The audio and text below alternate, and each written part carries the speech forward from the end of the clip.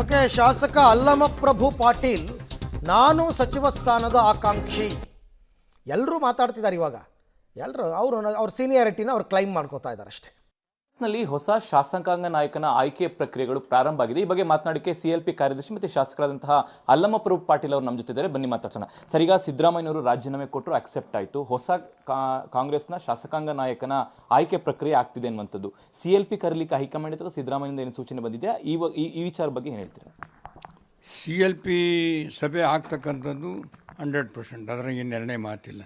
ಆದರೆ ಎಲ್ಲರೂ ದೆಹಲಿಯಲ್ಲಿ ನಮ್ಮ ಹೈಕಮಾಂಡ್ನ ಭೇಟಿಯಾಗಿ ಅದ ನಂತರ ಸಿದ್ದರಾಮಯ್ಯವರು CLP ನಾಯಕರು, ಅವರು ಮುಖ್ಯಮಂತ್ರಿ ರಾಜೀನಾಮೆ ಕೊಟ್ಟರು ಕೂಡ ಈಗ ಪ್ರೆಸೆಂಟ್ CLP ನಾಯಕರು ಮತ್ತು ನಮ್ಮ ಪಕ್ಷದ ಅಧ್ಯಕ್ಷರು, ಮುಂದೆ CM ಆಗ್ತಕ್ಕಿಂತ ಪಕ್ಷದ ಅಧ್ಯಕ್ಷರು ಇಬ್ಬರೂ ಸೇರಿ ಒಂದು ಸಮಯ ನಿಗದಿ ಮಾಡಿ ನಮಗೆ ತಿಳಿಸ್ತಾರೆ. ಅದನ್ನು ನಾವು ಎಲ್ಲ ಶಾಸಕರಿಗೂ ನೋಟಿಸ್ ಮೂಲಕ ಫೋನ್ ಕರೆ ಮಾಡೋದ್ರ ಮೂಲಕ ನಾಳೆ ಇಲ್ಲೇ ವಿಧಾನಸಭೆಯಲ್ಲಿ 3ನೇ ಮಾಡಿ ಸಭಾಂಗಣದಲ್ಲಿ ಒಂದು CLP ಸಭೆಯನ್ನು ಕರಿತೀವಿ.